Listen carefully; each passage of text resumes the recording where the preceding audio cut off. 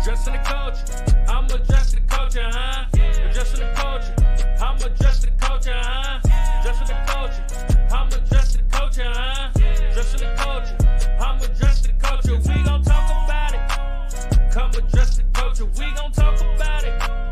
Come address the culture. We gon' talk about it. Come address the culture. We gon' talk about it. Come and address the culture, huh?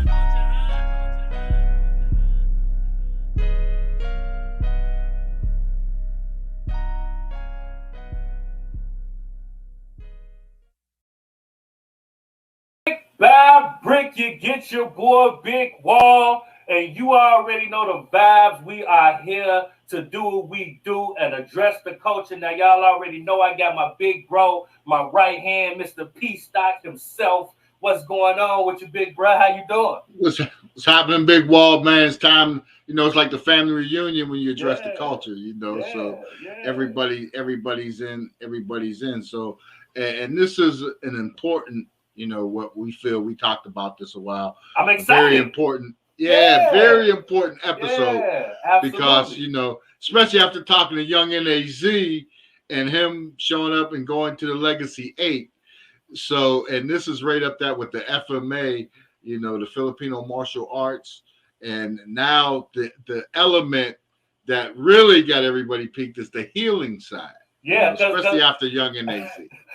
Because Young NAZ said they got him right. You know what I'm talking about? He said he was breathing a little better. He was feeling a little better when he. Yep, he felt 2 inches taller after that. He said he was taller. That's what he said. Yeah, feel taller and everything. Yeah. So so that's important for the culture. Absolutely. And that's what we want to bring along. We want to bring along, positive people.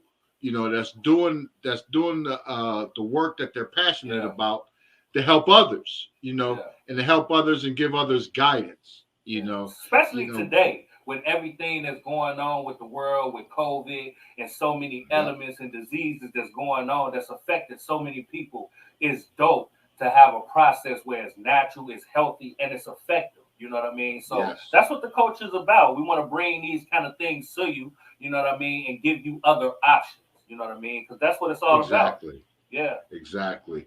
And that's what it all is, and I'm the same way. I read the labels. I don't want to take all kind of medicine that I don't have to. So you wind up sucking up stuff, in the past. Knock on wood, I haven't had a cold in about 5 years, 6 years. So so under these COVID things too, I stay away. We talk about that too, but that's important. To learn things to better yourself and help what ails you, that could bring you around and that's help keep you from making that trip to the doctor, for the big farm, the drugs, Now you know that's the overplay for the underlay. You know what I'm saying? What they say, the overplay money for is the underlay.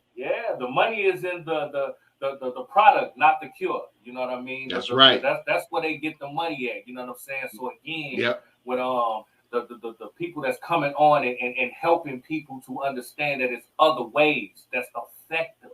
You know what I mean? And getting you the same goals and sometimes even more. Because I'm telling you, like Young NAZ was really speaking for it. You know what I mean? It was something that really, really helped them. You know what I mean? And there's so many people out here that would take part in these activities if they just knew about it. You know what I'm saying? And do that, And I've known Grandmaster Aladdin for a few years now, and he's the same way. He's always tipped me and told me and always dropped those things, and I used them. And there's a lot of things that people have in their own house. So that's the exciting part. So it's stuff that you buy or purchase that's not going to break your bank account like those prescription drugs will. Absolutely. Maintenance, pre-maintenance. Start on this now. You won't need to see the doctor. Yeah, and in today's time, and people out here ain't got a lot of money, man. You know what I'm saying? Like they can't afford these drugs and medicines and all this other stuff that can help keep them down. You know what I'm saying? So again, if you find an affordable situation that's beneficial for you, you know what I mean? It is something that the culture really needs. You know what I'm saying? So what we gonna do? We gonna pay a few bills. You know what I'm talking about? and we're going to take us a break, and we're going to be right back with Darren and Brother Bradford. They're going to kick this all off for us, and they're going to tell us how they feel and, you know, how they tapped into this, okay? So we'll be right back after these commercial breaks. Adjusting the culture, I'm adjusting the culture, huh? Adjusting the culture, I'm adjusting the culture, huh? Adjusting the culture, I'm adjusting the culture, huh? Adjusting the culture, I'm adjusting the culture. We gon' talk about it. Come adjust the culture, we gon' talk about it. Come adjust the culture, we gon' talk about it. Come adjust the culture, we gon' talk about it. Come and adjust the culture, huh?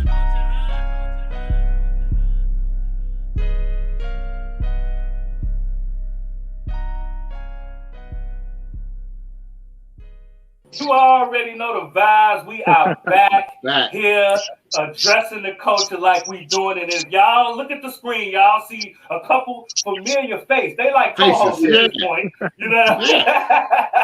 At this point, we have them coming through, spinning the block, giving us more information about everything they did with these great legacy events. And now we're going to tap into another aspect of the legacy when we talk about the healing, you know what I mean? So we got two great guests here, you know what I mean? How y'all doing, Brother Derek, Brother Bradford? Welcome to the show.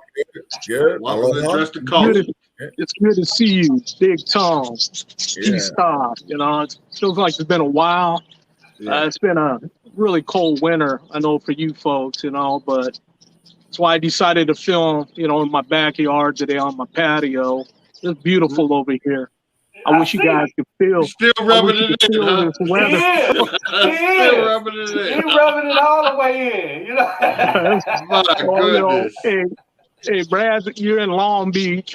I'm in Stockton. I'm in the valley, but it's beautiful over here right now. Right? This is abuse at this point. It's abuse at this point. You know what I mean? Come on, man. You know, it's only going to be 90 degrees over here down in Southern California. But, we're going to share this sunshine with you guys in the East. Absolutely. So we want to make sure that you guys get some of that warmth as well, some of that love, some of that aloha. Yeah, man. That's what we need. Yeah, you guys need to come down here. Too cold over there where you guys are. A little bit. Gotta hang out. Right now, yes, I say so. Yes. Well, speaking about that warmth and love that you guys talk about, let's talk about this great event. You know what I mean? And let's kind of dig into it. You know what I mean? Past, present, and the future, because it's coming back again. You know what I mean? Bigger and better. You know what I'm saying? So, Derek, could you talk about the great legacy event and what we got going moving forward in the future? Well, going back to Disney Martial Art Festival, me and Brother Brad, we were coordinators, you know, for our divisions with Disney. And then Long Beach Internationals came up. We were coordinators with Long Beach. But, you know, going back to 2006 when I first met Brother Brad, you know, we just hit it off like we knew each other forever. You know, we just had this feeling like, man, I feel like I've known Brad my whole life. We just, everything kicked, everything hit, you know, got along great. And as I started hosting Legacy, Stockton Legacy, it hit first. I invited Brother Brad to become a part of this. And before filming with EM3 Masters Magazine, I hosted 3 unfilmed legacies. I believe 2 were on the Long Beach Queen Mary ship, and 2 were here in Stockton at the Stockton Hilton. But once filming started, and that was 2012-13, that was Legacy 1. I've hosted Brad Namahoy to every one of my legacies, and I believe he only missed the one, and that was, I believe, or maybe he missed 2. He missed Legacy 4, and he missed Legacy 6. But he's been a part of my legacy since the beginning. But there's one thing I noticed is every legacy I've had Brother Bradford attend, he was always healing people. He can look at you and say, hey, come here, you're walking with a limp. And I see him healing people. Or somebody's shoulders were, I don't know, out of line. He said, hey, come here, let me work on you. And I've witnessed this for many years, you know, and I've known about Hilo, a lot of the healing from Hawaii through my ancestors, my aunties, uncles talking about it, and from the Philippines. But until meeting Brother Brad, I started seeing it used at all of my events.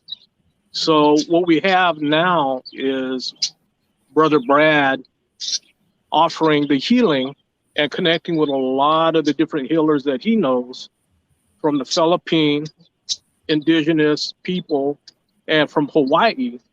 But Brad has touched bases with Polynesia, Hawaii, Samoa, and even with some of the Native American healers too. So, you know, in talking with Brother Brad, I says, we need to pull in the healing. And Brad agreed. And so here we are with Legacy Las Vegas 9, honoring the Grandmasters of the FMA and the healers. So, you know, having the Escrimadores, Kali Arnis, we're having the healing aspect come into this too. So I think it's very important, you know, that there are people that learn how to heal. And that's one of the highest levels of martial arts. Looking at it in a martial art perspective, we could all, you know, hurt people. We could break people. But to have the skill to heal the people, that's very important. So, yes, Legacy 9 is going to be fantastic. And Brother Bradford Namahoy is spearheading this. Yeah. Okay. To bring all the people he knows together. You know, it needs to be seen. It needs to be learned. It needs to be felt. I felt it. Absolutely. You know, right? Huge. Young NAC felt it. Yeah. Right? Yeah, he Young did. NAC felt it. He did. knows. He spoke about it. He spoke highly about it. Highly about it. You know what I mean? And before we hear from Brother Bradford, we're going to play this video of Brother Bradford to see a little details about what he do. You know what I mean? And we'll talk to him right after this. Check this out. Hear it right from him.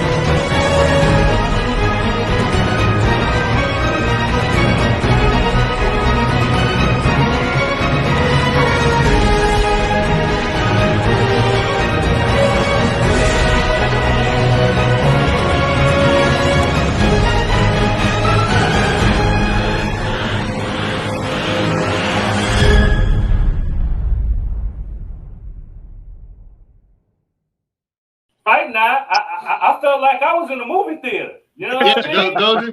I mean, you do. Yeah, I like that. And everything. I it like was that's big, but that's important. That's Absolutely. important, and it should be delivered that way. Absolutely. So Brother Bradford, talk to us about the healing aspect of what you do and address the culture, brother. Well, you know, it's just you know, we're taking it from each culture to learn the healing. And so from the Philippines, you have Virgil that we just watched that does the Hilo, his traditional family passing of his legacy, sharing his talents, and also showing and teaching how to move the body movement and using the different type of material. You notice that he had the sticks. He also had two clubs there that he would use to to share and to teach how you would use the healing, or the hilot that they would call it back in the Philippines. But he is a great practitioner of the healing, as well as in the FMA, as in the FMA world. So what we look for is people that can do the things that he does, and the stuff that that I do, and Tony does, and so does my daughter Kilani. So just using the stuff physically that was taught to us, and also using the medicine, which we call the aulapa'au, using the plants, the things that we grow, that we understand about the about Mother Earth, and using her to help us, as well as the sun and the moonlight, just the elements that we know as martial artists, but also in the world of healing. The different people that I met would always use these types of entities to cure people, or to help people so they can get around and go on with their life, because a lot of them, like you said, cannot pay for certain things, and they look for an alternative, and so they seek us out that we can help them. I mean, you got to look, every culture had a healer, every culture had a sifu or a shaman, or I guess back then they called it, somebody that did magic. But whatever they did, each culture had their own. A lot of the indigenous culture, people from Africa, I mean, you look at them, they're like, they live for so long, they can travel, like walk for miles and miles without getting tired, because of the plants that they know. They know their surroundings, they know what to use. And if they're out in the desert to survive, they know what to survive on. And so a lot of these cultures are learning from these people that can teach them how to survive in different areas, like in a cold weather, as well as in a desert setting, as well as in the mountains, or out in the middle of the Pacific Ocean. So, and there is a lot that we were skilled in during that time, and we share this. And like I was telling Brother Darren, that a lot of us, there's knowledge. You can't find knowledge in one place. You can find it in other places as well. So it's always good to seek knowledge elsewhere, and to make it your own when you get everything together. You gather what you need, you gather the knowledge, because knowledge is power. And when you gather that, it brings it all together, where you make it your own, and you create, and you share it with those that that you can help, and to get them better, because you're going to help them out in their livelihood and stuff like that. So that's what we do as healers. We try to help out people if they come and seek us out, and we give them suggestions and things that they can do to get better. And sometimes people will take the suggestion, sometimes they won't. But we can just give them, we can't force them. We can just tell them, this is going to be good for you, but it's up to you. You got to be willing to change. You have to do it. We cannot just sit there and pray, and make you do it. We just want you to make sure that you understand what we're trying to tell you, to help you. So so the counsel is always tell people what they need to do to help them to go out through their day and to get better. So when they reach a certain age, there always are going to be better and healthier, from breathing to meditation to eating the right foods, growing the right, using the right medicine that is made by nature. I mean, I can count like when I was young, when stories that my grandmother would tell me, like how they would use like stuff that looked black, looked like tar, and you would like absolutely. They would put that in your mouth. You're like, dude, what is this? And then you're just take it. It'll be good for you. It's like my granddaughter. She's only 10 years old, but my son-in-law's grandmother made them all. She would smash ginger and then squeeze it and then make them drink it. And they'd be like, and my granddaughter, she's like, she doesn't want to do it, but now she's learning. She goes, yeah, I mean, it's never good for you. The stuff that we make, it tastes nasty, but it's good for you. So we remember those times, like, man, whatever my grandmother made, it tastes like tar, and they put all this kind of stuff inside, and you're like, oh my goodness. But those were the things that worked, though. You know what I mean? Exactly. Because a lot of that stuff was brought in by different cultures, especially in the South.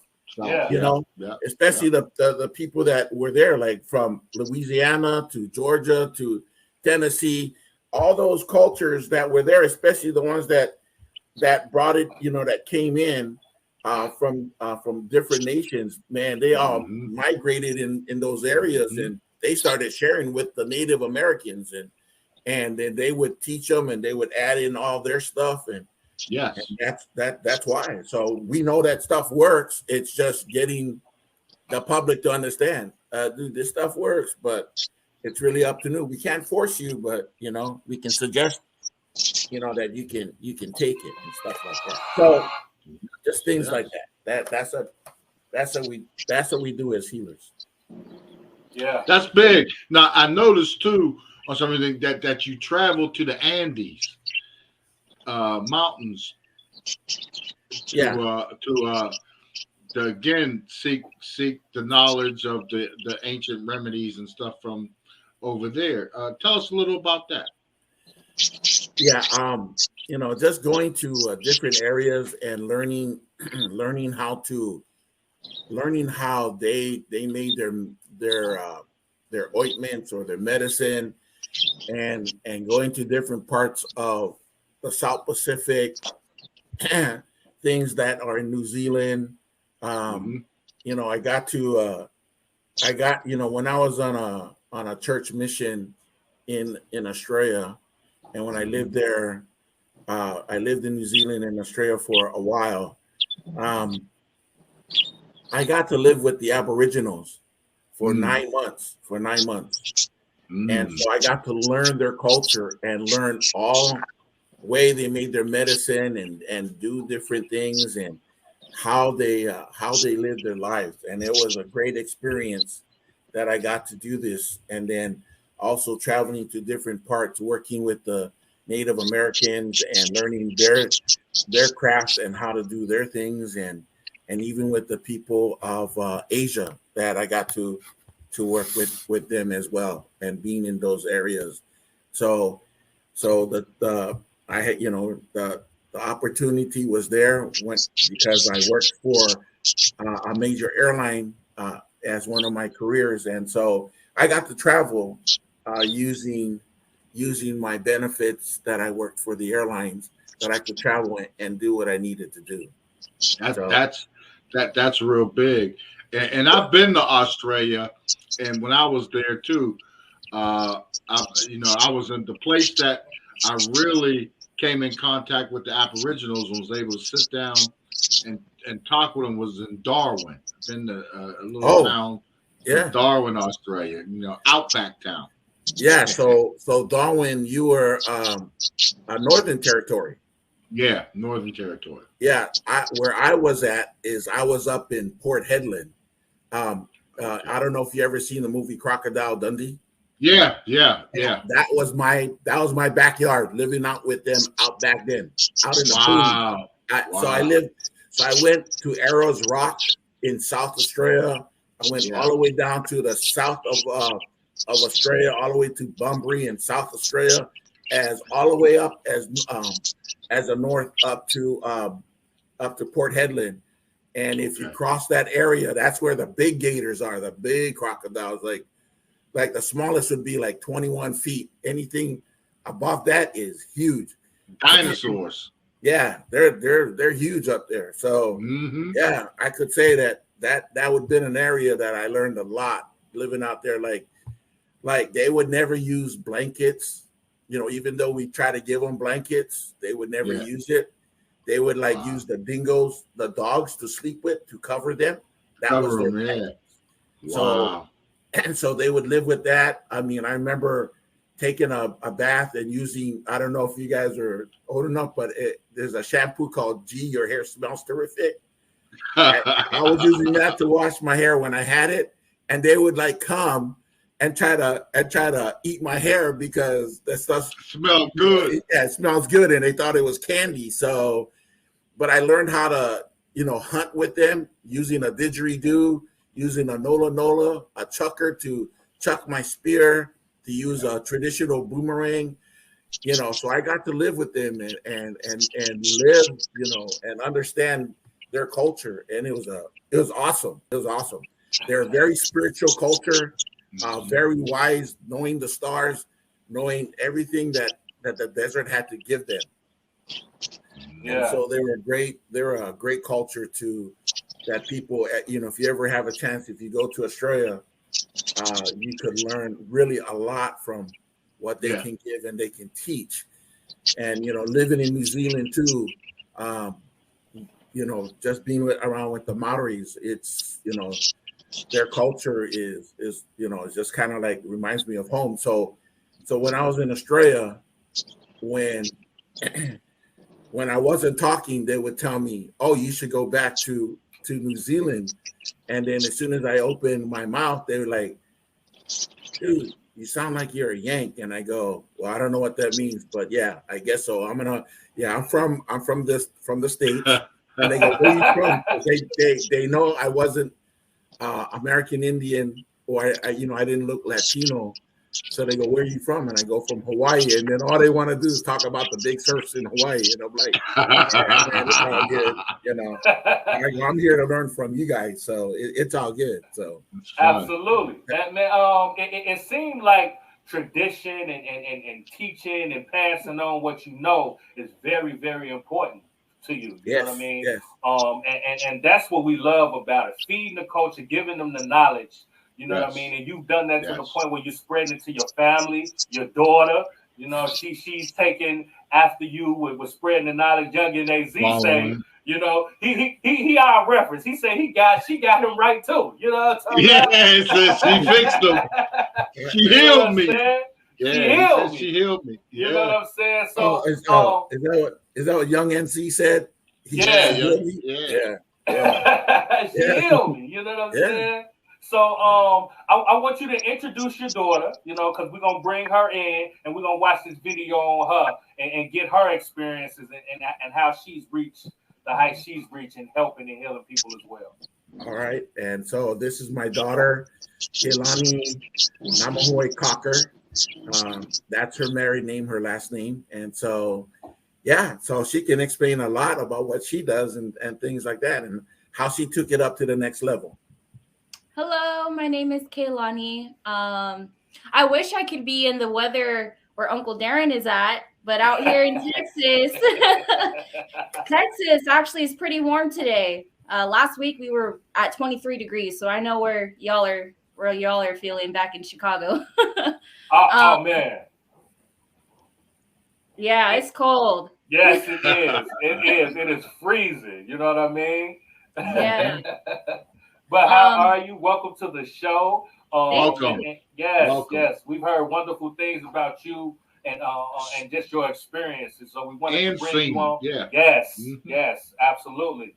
So we just wanted to get your experiences and why you chose to follow in your father's footsteps, you know, and help and reach people. But before you do, let's watch this video of what you could do in your team and how y'all move. And we're going to finish the conversation with Miss Keilani right after this, okay?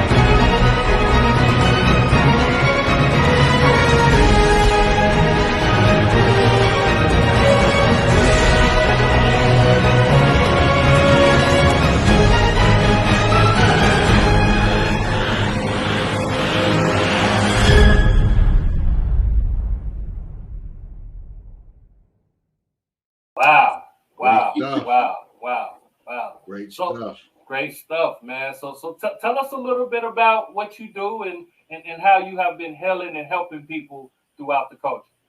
Yes, so I'm actually in Dallas, Texas. I'm in the Dallas-Fort Worth area. And basically, my dad, I've been doing martial arts since the age of 4. There was no choice. We had to learn how to defend ourselves, is what my dad told my sister and I. And throughout the years of training, learning how to defend ourselves by doing self-defense and all of that, obviously we're hurting the body.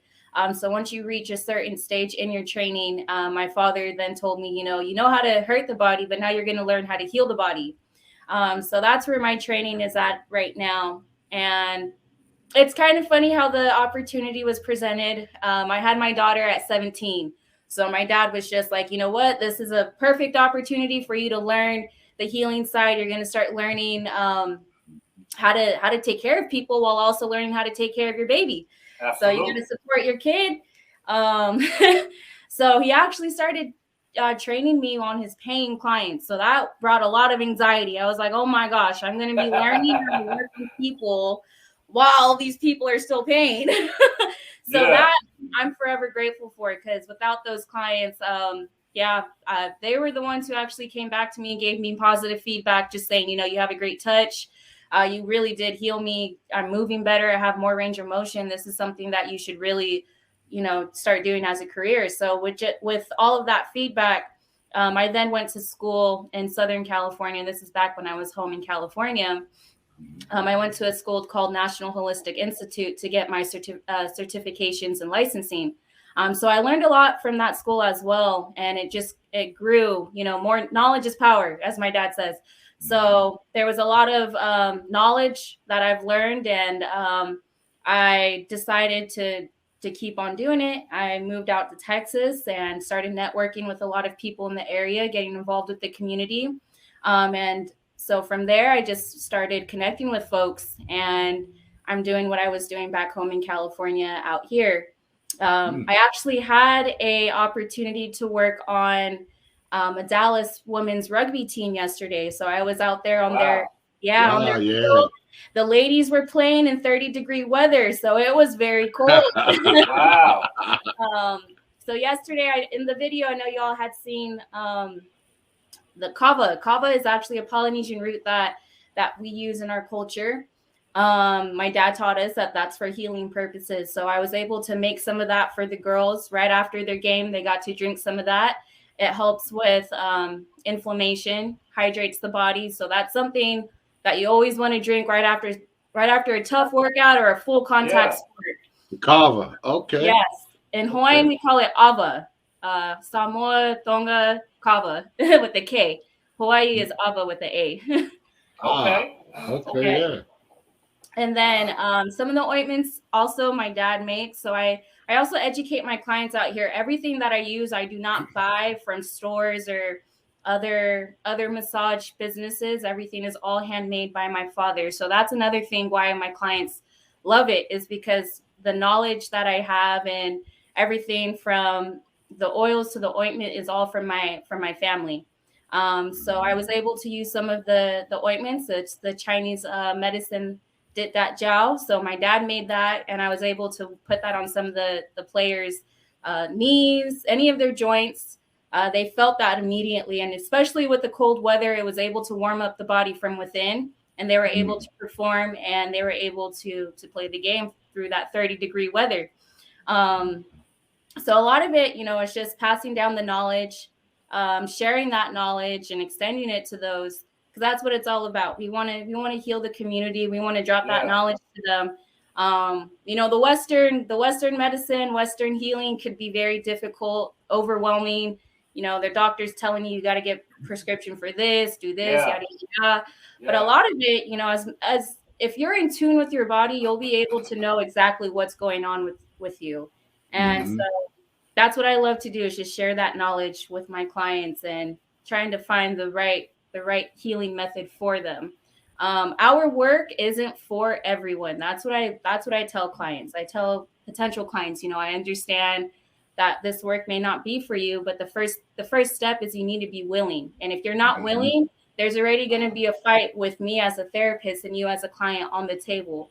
Yeah. And that's something that's going to be tough because your body won't respond to the work. But if you have an open mind and an open heart and you're willing to receive the work that you need, everything's going to be smoother. And also with the tools like the coconut oil and the gel that I use in my practice also plays a big part as well. How important is it to push through the resistance? Because I can imagine that you get that, you know what I mean, where people have their own views and don't want to believe certain things, but the proof is in the pudding, as they say, because it's effective. You know what I mean? So how, just mentally for you, how are you able to push through people's inhibitions when it comes to your healing method? A lot of it is working with the client's breath. You know, I have to keep tuning in with the client, making sure, hey, you know, remember to inhale, exhale, and also educating the client as I'm working. You know, there's a lot of different modalities out there. My modality is not, you know, a spa setting, and it's not your relaxing massage. But more of it is I'm going to be talking a lot during the session just to educate the client. And so everything in the body is connected. You know, you could have pain coming from your lower back, but it could all be coming from your feet. So we work from the feet going all the way up to the head to promote that new blood circulation. And so when the clients, like I'll work on, let's say, the left side of the body, even though the pain's on the right side, as I'm working on the left side, they'll start feeling the release on the right side, and then they'll feel their body sinking closer to the table if I'm working on the table or on the floor. The whole point is that they can feel their body releasing, and then they'll start feeling stuff like, oh my gosh, my finger's moving, or like I can feel it all the way up to my shoulder. So that right there is just a confirmation, like, okay, so you feel my work and you can feel it from within. And you know, it's just making that mind-body connection is really what I try to push a lot, because our mind and our body sometimes doesn't work together. So absolutely. So that's what I try to educate and shed some light about. It's just to let them know, you know, it's all about being mindful of how our posture is, how we walk, how we grab things. You know, maybe we're relying on our dominant hand, which for most people is the right side. So we're not giving a lot of attention to the left side. A lot of it is overcompensation as well. If we have an injury on our right side, then the left side's also going to get it, just because we're overcompensating to make up for the lack of the right side. So Wow. That's great, and that's needed. And in Dallas Fort Worth, I gotta let Dr. Richard know, because he's not too far from there. He might awesome. come see you. But it's needed. You know, and I watch and follow what y'all post, and I see some of the pictures of the cut up, the roots, like the turmeric and the garlic, and you know, all the different roots and everything, which I adapted my own self with the garlic and everything. But yeah, it's great, you know, and that's what we want to have the culture get familiar with and address the culture, and to follow you and your father and everybody that's appearing, you know, in there, to stay in tune with stuff that can help them. You know, that's what it's all about. Yeah, you know, some of the modalities or some of the roots that we use, a lot of them come from different areas. Like there's a thing called marungai, which is basically, it kind of like, it grew in Africa, and it came from the original root came from Africa, then it went through India, but it is most populated with the Filipino culture. So a lot of the Filipinos understand what marungai does for you, and so, you know, a lot of that plant is very, very good for you. It helps with a lot of things. You just got to understand the different roots that you put in, and what it does, and what's the benefit you can get out of it. And so that's why, you know, when I teach and show people the ao of what we're doing, the different, like the noni juice from Tahiti, and then you got the marungai from the Philippines. You know, you got a lot of these different roots from all over. there's a thing that grows only in India, and it's called the black olena, or what we call the popolo olena. Popolo means in Hawaiian just means dark or black, and olena means turmeric. So this type of turmeric is 40 times stronger than the turmeric that we have here in the countries that in the state. But this place where it's grown at in India, the village is very tight-lipped of not letting that stuff go because they know what this thing can do.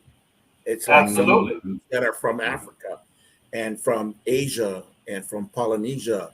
It's kind of like what we do with the ava or kava that my daughter mentioned inside there that we make. And then it's the same thing that Filipinos use, the marunggay or different other roots that they have in their country as well. So there's different modalities or different the roots, the herbs that we use to help heal ourselves inside and outside. So like my daughter said, the coconut stuff that I make my own coconut oil. And so I make all my own medicine. It takes me a while, but that's why, because I put my sweat and tears into it with my So that's what gives it, according to my daughter.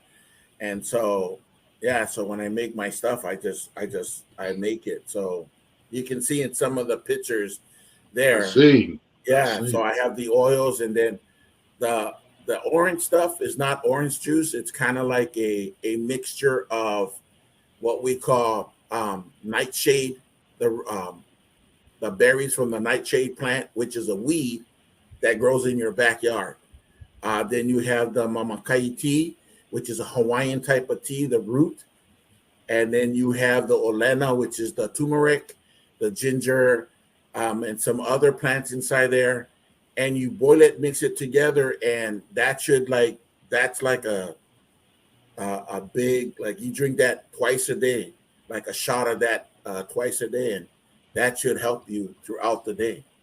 And when you say help you, it helps you as far as what? Your energy, your circulation. It gives you energy, circulation. It helps with inflammation inside your body to help to break down all that, so you can last where you're not hurting as much. You know what I mean? So that's the key. That's the key to inflammation, which causes a lot of the other issues. Yeah, a lot of the other issues from your feet all the way up. Like my daughter said, we don't massage from the head down. We actually work on the body going from the feet up. Because we want the heart and we want the blood flow to go through the heart. And so and what it does, so when you go to the bathroom, all that toxins that in there, it goes in, it filters out through your kidney, and then you can just let it release when you go to the restroom. That's why we go from the feet up and not going from the head coming down. That makes sense. That makes sense. I get it. Yeah, that's why we work on people going from the feet up. Yeah. Well, look, I'm learning a lot, but we got some more guests we gotta add in. Yeah. You know what I mean? But before we add our next guest, Brother Virtue, we're gonna watch another video from the healers and what they do and just how they do it. We'll be right back, man. Don't go nowhere. We're addressing the culture, man.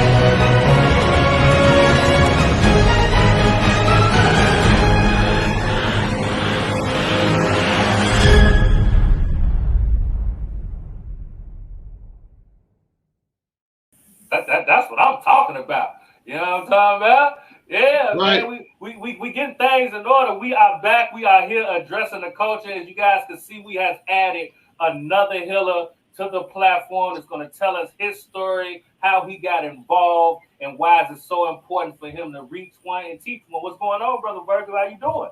How you doing? Doing good, Big Wall. Doing good.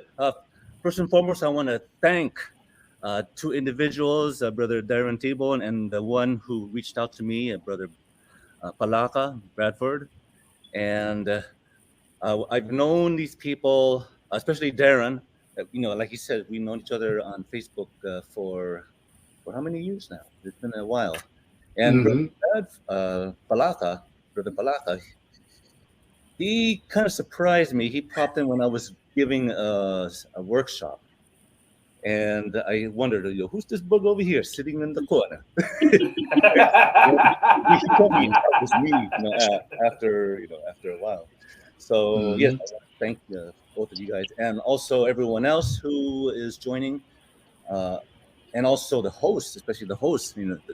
Of course, this would not have been possible with you two. So in regards to how I got started in all of this, I guess we can say that I was born into maternal and paternal lines of healers. So on my maternal side, my grandmother, Alejandra Melendez Miguel Mayor, she was from Lawag, Ilocos Norte, and she learned from her father, Leon Miguel, the arts of bone setting, traditional midwifery, the manual medicine, herbology, and even some shamanic work. And as I was growing up, I was always by her side. When people would come to the house, I would be holding a bottle of coconut oil and a bottle of liniment. And everything that she was doing was being ingrained in my subconscious mind, into my super subconscious mind. Yeah.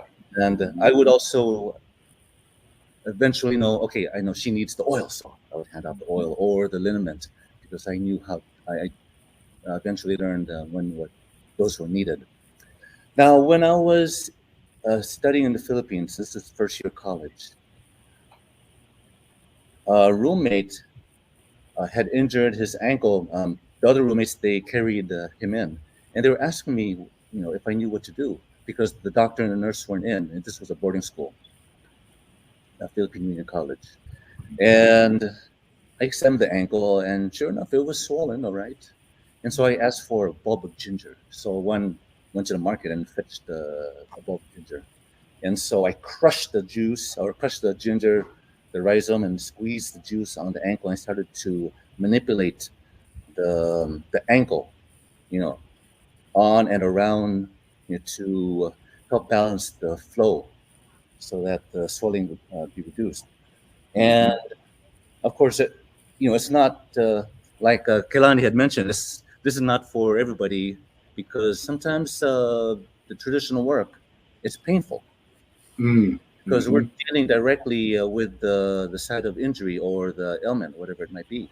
And so that's why I have a thing about using the term massage as opposed to manual medicine, indigenous manual medicine. I'm very proactive on that. So anyway, I was wondering, how do I know how to do all this stuff? I'm doing all this, and I didn't know. It was just coming. It was just flowing through me. And I could see that there was two ways of that happening. It was because everything that was being ingrained was emerging into my conscious state. And of course, just like a musician who's born in a family of musicians, it's more likely that those genes are also going to be passed on. So same thing with the healing arts, where that may have also come through, where it just comes naturally. So it was a couple of years later. Oh, actually, let me continue with that story. So after I intuitively finished, he said to me, meaning it's okay now. And we went about our days. Later that afternoon, I saw him and I asked him, "How's your ankle doing?" And he said, "Oh, I went to see the doctor." And the moment he said that, I felt kind of crushed inside. I didn't understand that. I didn't understand that at that age, because I was only, first year college. Yeah. stage. But later on in life, I realized it was my ego. And once I came to that realization, then everything just opened up to me in regards to how the ego can get in the way of doing the healing work, whether it's on the giver side or the recipient side. That ego can get in the way. So I have learned to really look at that, that aspect of myself, and also to recognize it in others, and have an understanding, a loving patience, because of that fact. A couple of years had passed, and another woman had come to our house, and she needed her leg worked on, and I said, "Oh yeah, my grandmother's right there." And she said, "No, I want you to do it." I said, "No, go ahead. She's right there. She's available." "No, I need somebody strong." "She's still strong." "I want you to do it because it runs in your blood." The moment she said that, it was like she had a lasso on my neck, and I couldn't back out. Right. Okay, here we go. So I got the bottle of oil, and I started to do all the manipulations as everything was just flowing through. Yeah. As I was doing that, my grandmother passed by, and she stopped at the doorway, and she was just watching, observing in silence. And then finally she uttered out, "Anadamamang umakarday tasakit ken ka," which means, "Be careful, or the pain might get transferred to you." Yeah. I didn't know what she was saying. I was still, first year, second year college. Right. Okay. And eventually, later on in life, then I understood. Oh yeah, that's what she means, by taking on the power, or not taking on power, taking on the energy of the individual. Yeah. We know we have an auric field, and that auric field can extend and emit whatever psychic, whether it's something positive, love and energy, or because it's all energy, right? It's energy. That's really what it is. Emitting out. So back to the story. As I was working on her, I realized, okay, I'm doing the same thing. Whatever I'm doing, I hope it hurts. Oh, it hurts. Let's back up.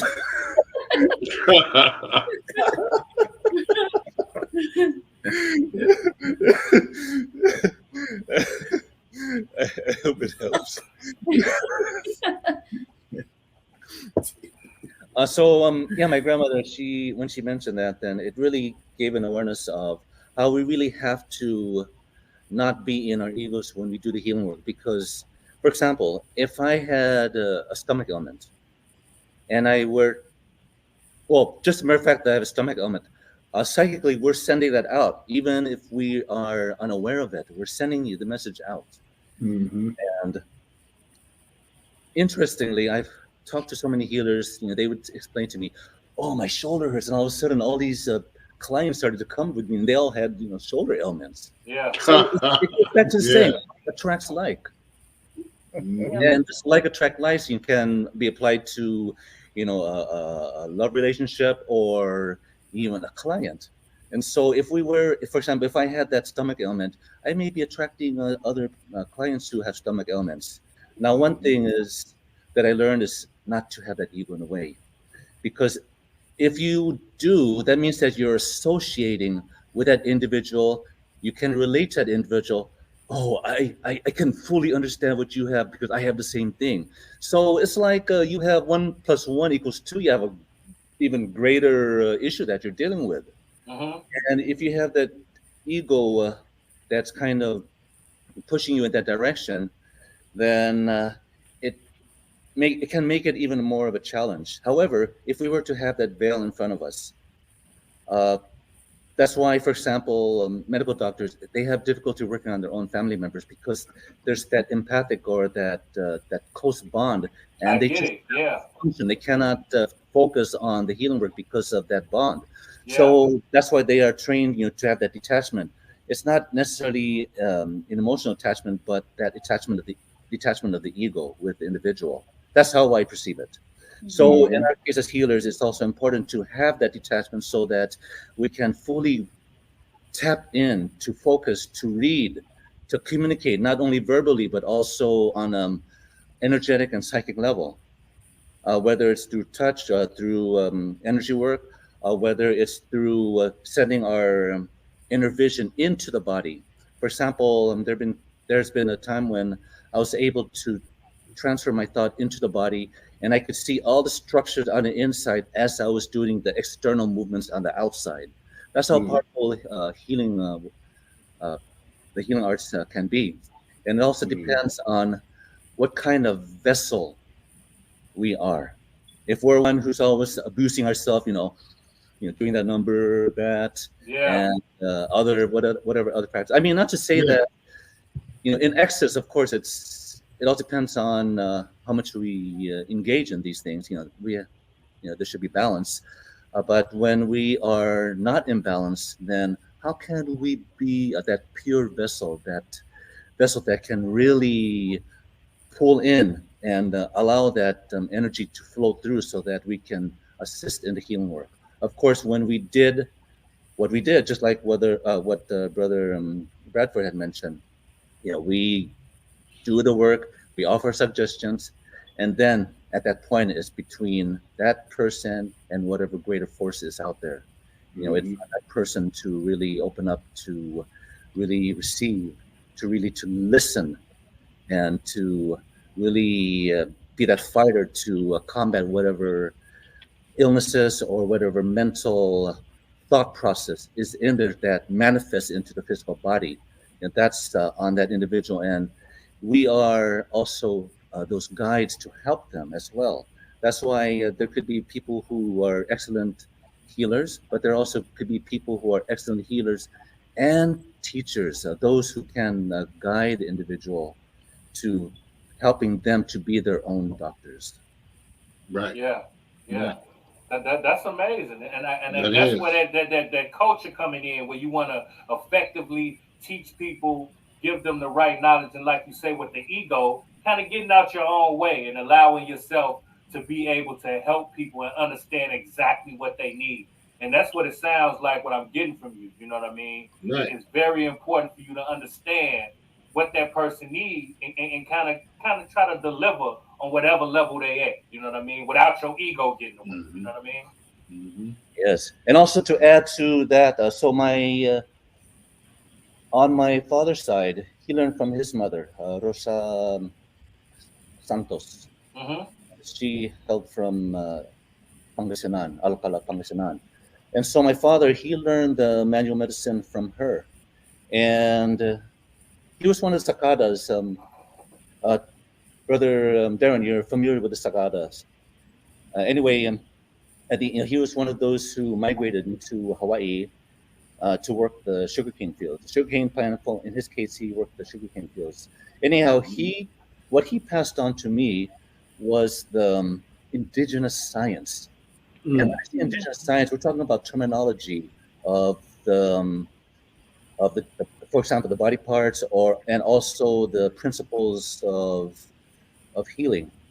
And so, for example, when I teach my students, I ask them, okay, what language do you speak? You speak, these various Philippine language, or it might be Spanish or whatever other language. And I always ask them, okay, what do you call, let's say, this right here, this whole structure right here? And some may answer, and others may not have a clue. And so I tell them, okay, in our Ilocos language, we call it takyag, which is the arm. Or in some other Philippine languages, in Tagalog, for example, they would say braso, which is the Spanish adaptation. And so within the takyag, we have the tulang, the bones.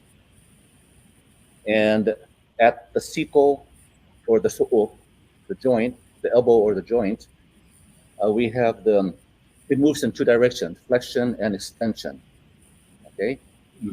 Now, what gives mechanical movement to the tulang is the laman, the lasag, which is the flesh, the muscle that wraps around all the bones and the joints, which help to contract and release, to give it mobility, to give it movement.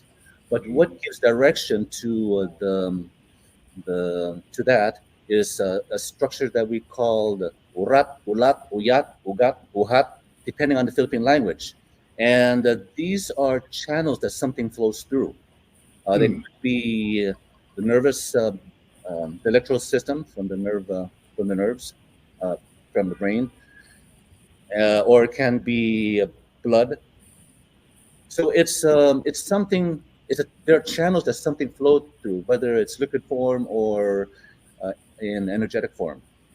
Mm-hmm. So, for example, if I were to apply pressure right on this spot right here, when I apply that pressure to other individuals, immediately they have that reaction because I'm doing something which might be likened to the neurovascular bundles and vessels. Okay, now there are other structures that we also work on. For example, if somebody had carpal tunnel syndrome, I may not necessarily work directly on it because it might be severely inflamed. So I would have to go to a distal area. And if I go to an area which we call the pennet are anything that's like tendons, sinews, ligaments, something that feels stringy. So we also look to these structures. For example, if I were to, my hand right now is just limp. If I were to apply pressure right here, you can see how all of a sudden my hand reacts without me even physically going over here. So what I'm doing is I'm working on a distal area to work everything along its path.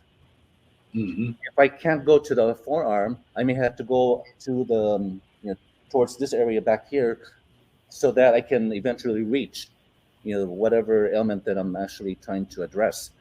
But of course, if we were to take just that alone, imagine applying those principles to the entire body, understanding all the interconnections between all different body parts. Mm-hmm. Yeah. That's amazing, man. I've been kind of hearing a lot of that. You know what I mean? Working other areas to get the effect for the targeted area that's really being affected. You know what I mean? And I've physically seen that. Like if something's hurting on me, if you massage another part of your body, and it relieves pressure on that. So what you guys saying is 100% fact, and especially when you add the different mixtures and the formulas and everything that you guys putting together, it just takes it to another level. But we got one more person that we want to bring in, you know what I mean, to complete the full cycle from all of the healers, you know what I mean? Yes. And we're gonna be right back. We're gonna watch this video and we're gonna come back with Tony. You know, and she gonna tell us her experience as well, and we're gonna have them all on the screen at the same time, and we're gonna have us take the conversation a little bit later, further, okay? All right, we'll be right back.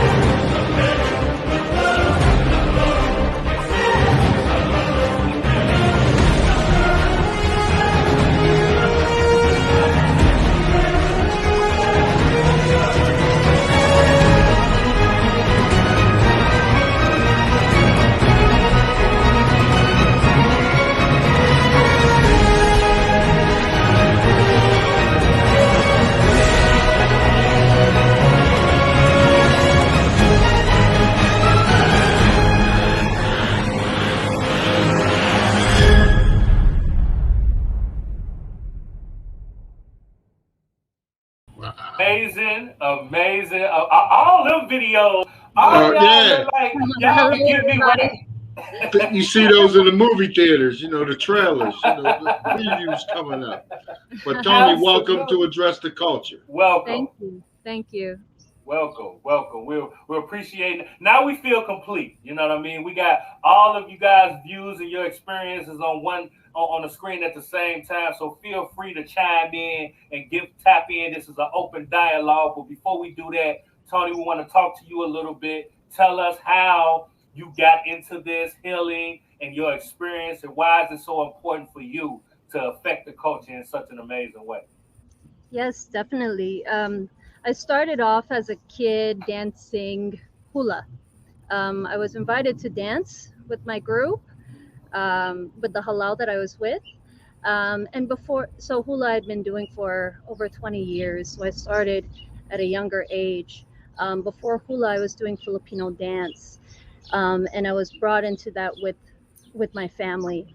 So from a young age, my family put me into things that were cultural, physical, and also ways to integrate language and our cultural practices. My parents are from the Philippines, so dance was a very holistic way to still keep connected to our culture, because now I was raised in LA and now I live in Fontana in the Inland Empire. So now that I have a bit of experience, and then throughout, my life, I've been moving around. So throughout my travels, the things that really stay with me are the practices. And I realize that more and more. I consider myself a student for the long run, no matter if I'm teaching or whatever it is. So there's always space to learn. And so dance is something that I've been a part of for a while. And I learned that the deeper that we get into practices, cultural practices, is where we see how everything is all connected. So in dance, we learn how to use our breathing, our breath work, because that's the only way we're going to dance for 4 hours straight, right? Mm-hmm. And then if we get Absolutely. yeah, so this is just an example. It's the only way to sustain is if we really learn how to use our breathing. And this is something that I learned to continue sharing in the different modalities that I do. So I also teach in the water. And I always say that the people who start their days in the water are probably the ones who are most joyful and delighted because getting in the water, I've just seen some incredible things with people of many different ages who get in the water, who say if they're walking with a walker or something to roll, when they get in the water, people are able to do balances, are able to move in ways where if they weren't in the water, the gravity would really be weighing them down. They would feel these pains in the joints. And so that connection with water, the connection with hula, and how our cultural movements traditionally come from a deep observance of the elements around us, of the space around us. So these practices that definitely have a lineage, and also ways of continuation into the future. I've just grown to have such a deep reverence for them, and the deeper I get is the more that I see how everything is really connected with each person that I come across and teach. So, and also dance with, or just share the same space with, in whatever modality that we do as practitioners. So now a good majority of my time is in teaching hula. I'm an alakai, or hula leader who works directly under my teacher. And so I'm just in a space of very much absorbing a lot of knowledge. I also learn from Master Brad La'au Lapa'au, and Lomi Lomi from Master Brad and Kelani. And it's taking its own journey as well. So the practice, sometimes it chooses you. You learn the lessons when the practice will reveal itself through you as well. So there's a humility that is grown from the practice. There's so many lessons to learn and to just continue growing from, with the practices of healing, dance, martial arts, and the elements all together in the space that we're in. So. Absolutely. Yeah. Mm-hmm. I get it. And this question is for all of you guys. When it comes to just what you do and how you're trying to affect the culture, what is the most important part about what you guys do? You know what I mean? When it comes to you just personally, when you're just trying to put your energy out and develop the culture and grow it, what's the most important part of what it do? Because everybody can't do this. It's the legacy of our ancestors that, for me, it's the legacy of my ancestors that once you know, you share your gift with the world or with those that come and seek you out, that they continue and that the legacy will always live as you help others. You know, it's not about the financial gain. It's about the culture and about sharing that aloha, like my ancestors would tell me, that as long as you can help others, that will in turn help someone else, then that's what it's all about for me. And maybe my daughter, I don't know. But yeah. That's Anybody else? Same question. Anybody else? Yeah, I can chime in on that one.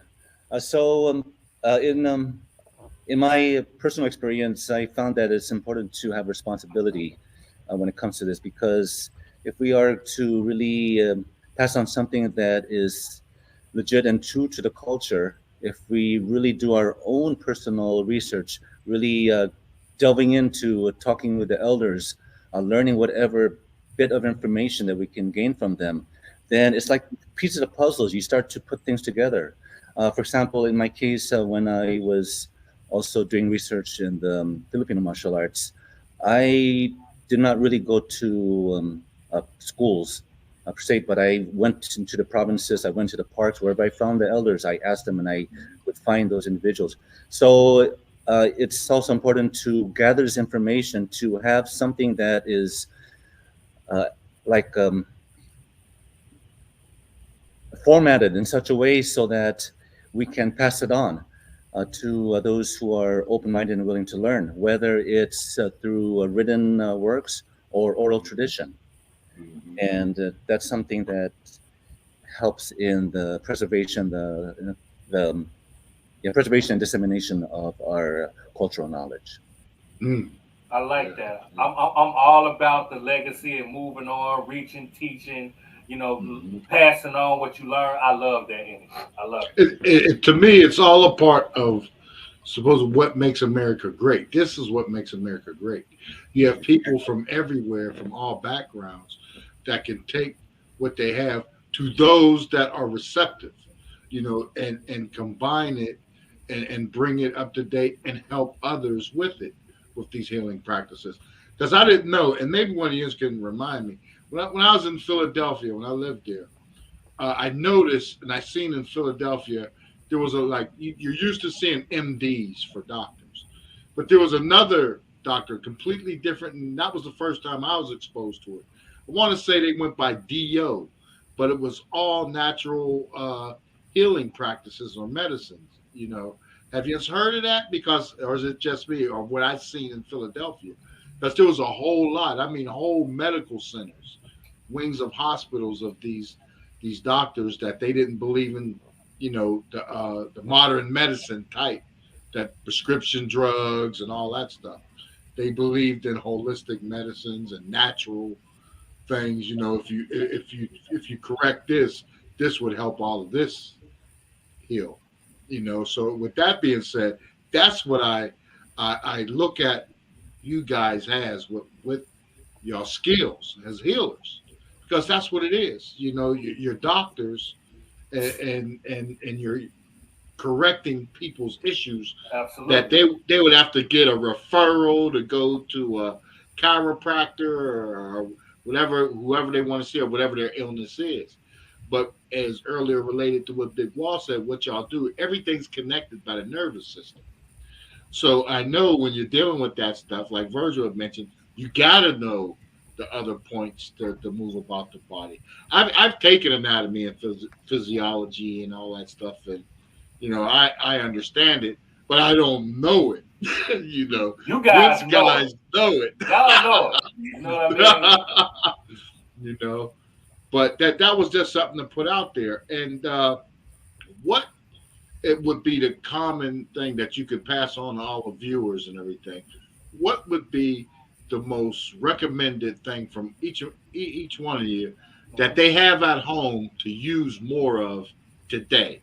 You know, when they get off, when they see this, they go home, start checking your cabinets, your refrigerator for things, and a list of things that everybody should keep in their home right now. Ginger. Ginger. Ginger, turmeric. I mean, and water. Water is another thing. I can't stress that enough. I mean, I think I saw a meme where it said, if you're a water drinker, not you know that all water doesn't taste the same, which is true. So that is true. If you drink a lot of water, you can definitely taste the different. I can. Yeah. So that's one thing I can stress to my clients is water. Another thing is just being mindful of your posture. A lot of people don't understand that there's a muscle called the psoas, and that psoas, if we sit a lot, commuting a lot in our cars, or if we stand a lot, more than likely that psoas is really weak. So we're not allowing the airflow to come through our diaphragm. So, like Tony mentions as well, the breath work, breathing, that's a big key is being mindful of how we're breathing, how we're moving. If we're leaning more to one side, it's just being mindful of how we're going on about our day-to-day life. But yeah, I can't stress out water, ginger, and turmeric, because during the whole pandemic, I had my family on that. We didn't get sick at all. We just kept taking ginger shots. If you have a juicer at home, or if you don't got a juicer, just get a ginger, get a hammer, and start making that ginger come into a liquid form and take a shot. So you just take the root and just hammer it, or throw it in the juicer or something like that? My husband's grandma, what she does is she'll mash up the ginger into like a cloth, and she'll squeeze it, and then she'll have all the kids or the adults, take a squeeze of the ginger. Make sure you get some ginger in your system. It'll clean out the respiratory. That's excellent to know. That's an excellent thing. See, for our viewers. See, we look out for our viewers by having great people, healers like yourselves that's on here, because this is very important, as well as all train the mind and the body is to heal, so that's huge. Big shout out to everyone here, absolutely, on doing that and keep up. So the Legacy 9's coming up, and everybody's going to be there in the fall as well. We hope so. We hope that those that are going to be in the FMA side and the healers that we get, we hopefully that we have a huge and a great turnout, especially when you two guys show up. It would be great with Young NZ and his group that were coming. We're gonna bring a bunch of hip hop flavor to it this year. This time, we're gonna bring a lot. This time, get it all going. Yeah, this time. And just speaking about because a lot of people think because you want to be healthy and eat better, it costs more. That's a myth. You know what I mean? A lot of people feel like it's so much easier for them to go get a 99-cent cheeseburger than to eat that salad or whatever, because it's so quick and so fast or whatever. So Can you guys kind of speak to how affordable it is and how you can make it okay to be healthy and live a healthy lifestyle if you wanted to? And this is to anybody. Can I just chime in here? So it kind of links on to the question that you had asked before. I think one of the things that is also a draw towards natural healing is access to medicine, right? And also having that, knowing that we have that autonomy within ourselves. And as Kelani was mentioning earlier, is the deeper and the more connected that we are to our own selves, the more in tune we are to our own bodies, we can locate what's actually going on, where we're not flowing or where we are flowing within our body, and what we really need. So I would say, first and foremost, know your stance in that you have your own power within you to heal yourself. And if that comes from making better choices, if that's where you find your autonomy, then practice it, because the more we amplify those better choices within ourselves that we know deep down, coming from the heart, hey, this is the better decision for my body and longevity, not only for me, but also for the people that I love. maybe for your family as well, you know, for the people that you're here for as well. So coming from that place of really knowing yourself to just be you know, in your power, first and foremost, so that we're not drawn by any shiny thing that comes about. There's so many practices as well, and so many different materials that can really draw us in. So being able to sharpen our minds to know, hey, this is actually a higher vibration for me to intake, which would be probably, you know, the Olena that Master Brad was talking about as an example, or the malunggay, or the bitter melon that a lot of Filipinos also use, ampalaya, that you can make as a tea, the guava tree that's right behind me. So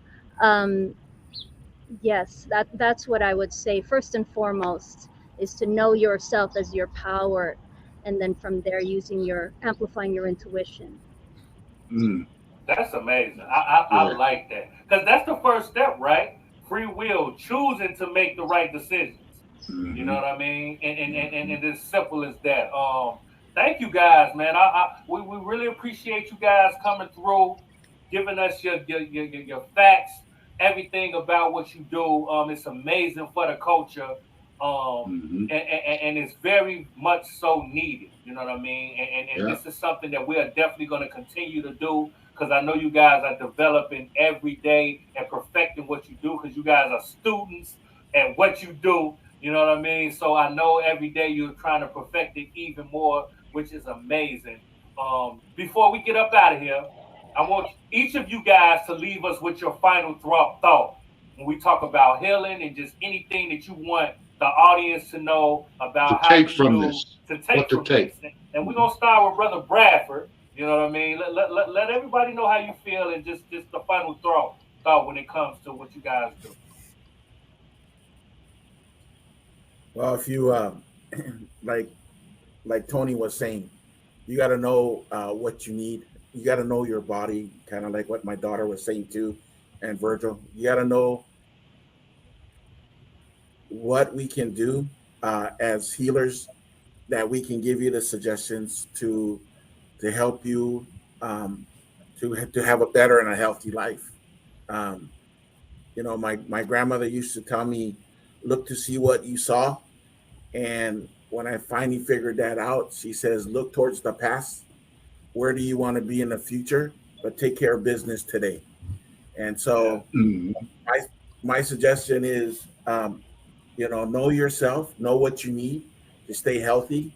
Do the research, like Virgil was saying, to get things that don't cost a lot, is to grow and to be like a farmer, like those guys that used to be back in the day. Grow your own food. Doesn't have to, you don't need a big old land lot. You just need a place where you can have a little room.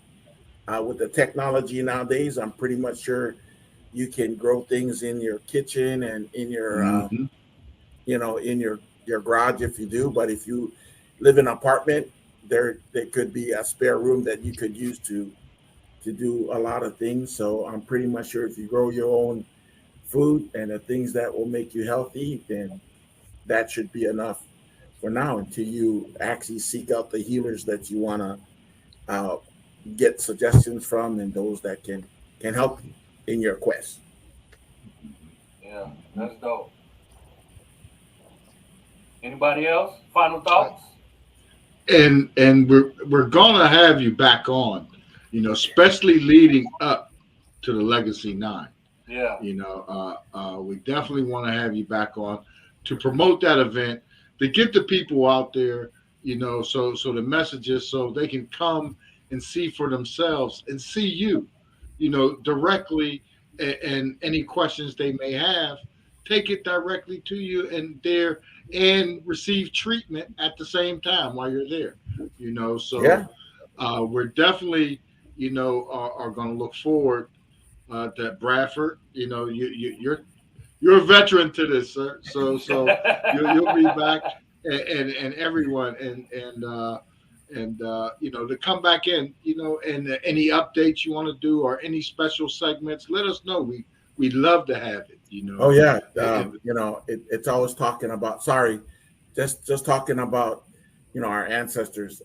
You know, it's just the stuff that is going on in Hawaii right now with Puke'i Cemetery. Yeah, and stuff like that. I just very important. Yeah, I want to really, maybe in the future, really talk about you know, stuff that's going on with the cemeteries in Hawaii and what is not right. So okay, we need to have that conversation real soon, you know, sooner than later, you know. So whenever you're ready, let's go, because that is that is some real, what we call ratchet. They're doing some ratchet stuff, you know, people's ancestry, you know. I mean, we take heads off for stuff like that. Absolutely. You know what I'm saying? Heads should be flying for that. I mean, because these are the people that actually left us this legacy, so we can do what we do. But you know, when they're being destroyed and being forgotten, then you know that's not right. So so I just want to, in the future, just, you know, quit. I mean, real soon, Brad. Real soon. I've been following. I joined the group. You know, we're in the group. So, you know, we follow along on that. You definitely got to keep us posted, because that's something that you know is going on in Hawaii, but it's happening everywhere. And exactly. Not only in Hawaii, but everywhere. Exactly. And we have addressed the culture. We've talked about this topic quite a few times on this platform, and the audience and everybody is very intrigued with it, because it's a lot going on. So whenever you want to come back and us have that conversation, we ain't ducking no smoke, because we going to address the culture right here. And we're going to defend what's right. That's right. So it don't matter. Come on back. We will have that conversation, because it's counterproductive, right? For what you guys believe in and how you move. When we talk about legacy, we talk about moving the culture forward, and then they trying to erase your culture and erase your history.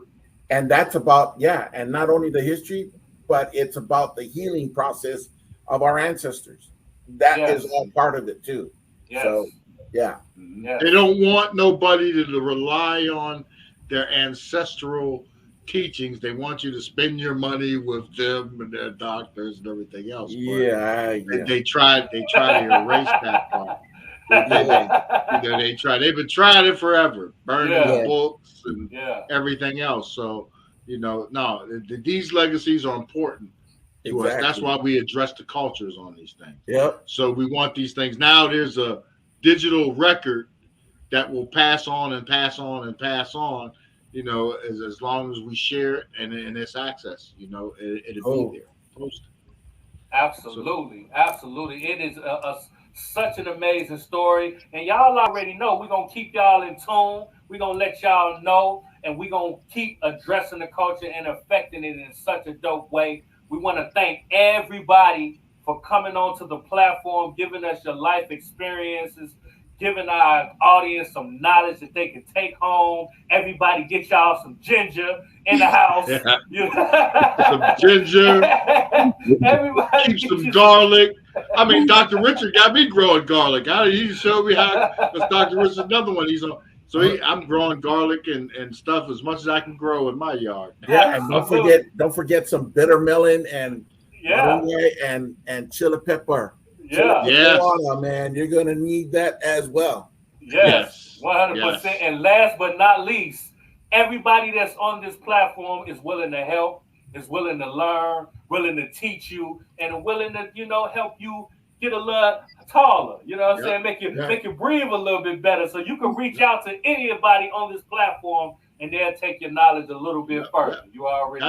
That's right. Just tap in. Just tap in. You know what I mean? That's what they're here for. You know what I'm saying? And we'll direct you right over to them. Absolutely. You know, we'll get you right to where you need to go.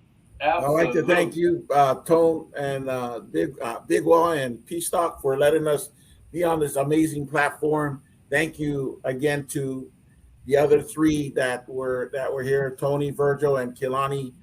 We want to thank you guys for giving us this great opportunity. Thank you so much. Again, thank you, Tony, Virgil, and Kalani as well for coming through. Thank you. We hope to see you again. And that's right. Let's keep ramping it up for the Legacy 9. Yes. Let's keep ramping it up. Yes, sir. Let's ramp it all the way up to the day of the event. You bet. Thank you. You guys enjoy the rest of your day, and we're going to talk to you guys real soon. All right? All righty. You guys have a good day. Blessings. All right. Thank you. All right. Aloha. What's going on, y'all? It's your girl, Lady Luck, and I'm here with the homie Big Wall, and you are now tuned in to Address the Culture, where we're addressing everything in the culture. Keep it locked.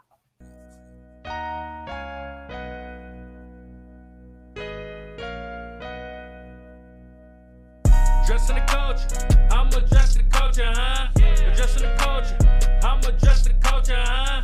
Addressing the culture, I'm addressing the culture, huh? Addressing the culture, I'm addressing the culture. We gon' talk about it. Come address the culture, we gon' talk about it. Come address the culture, we gon' talk about it. Come address the culture, we gon' talk about it. Come and address the culture, huh?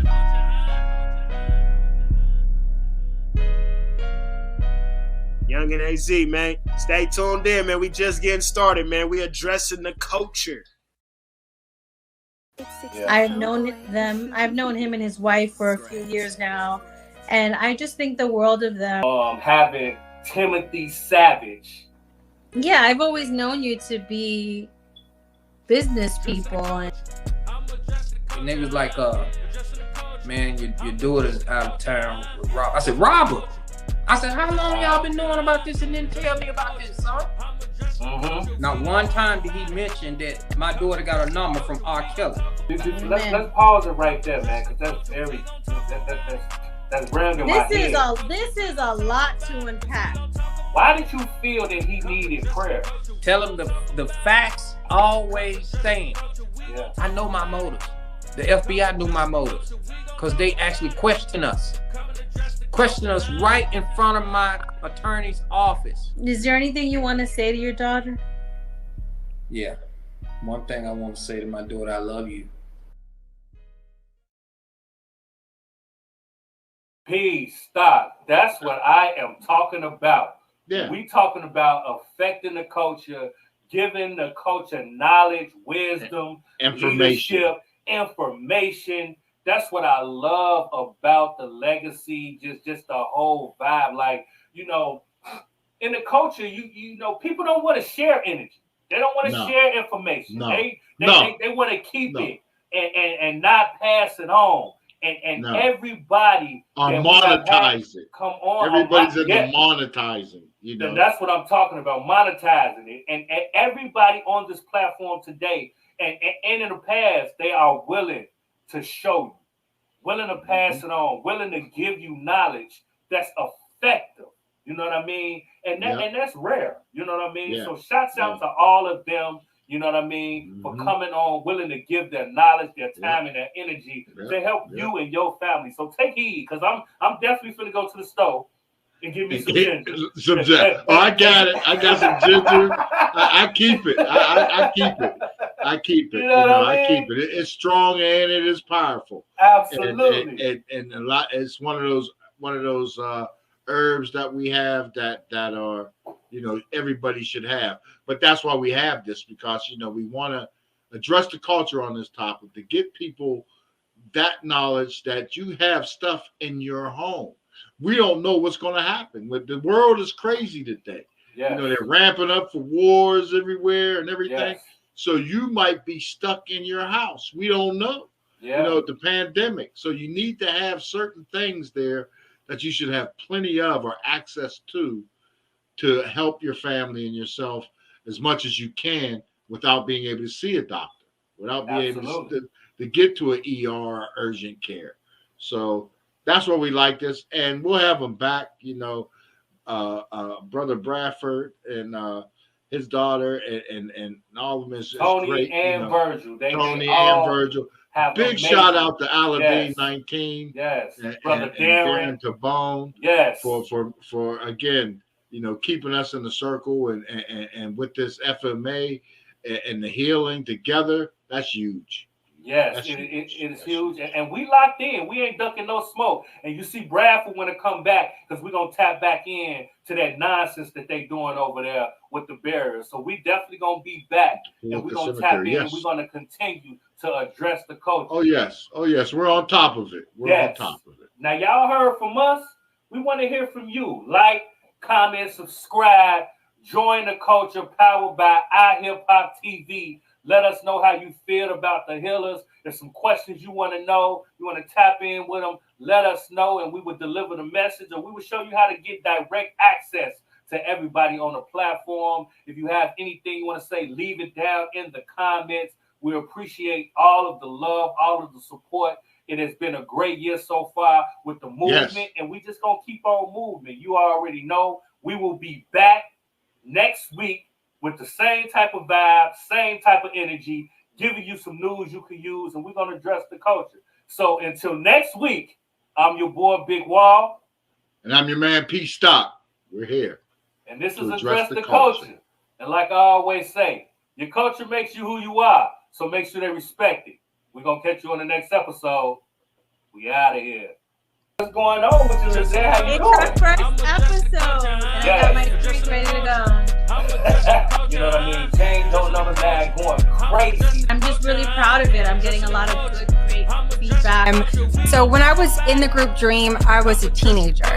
We were surrounded by a lot of toxicity. So, oh, hell. You don't have to explain as to why you didn't do, or why you didn't do this, or why you didn't do that. And it was because of my husband standing there as my pillar of strength. That would be, the ultimate is to have my life back.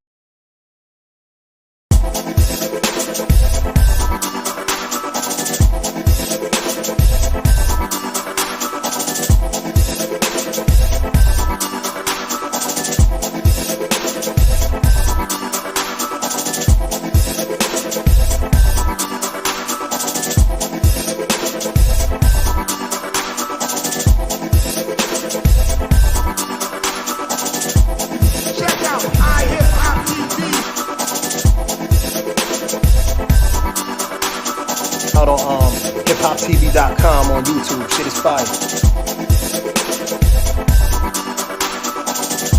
Check out IHIPHOPTV.com on YouTube.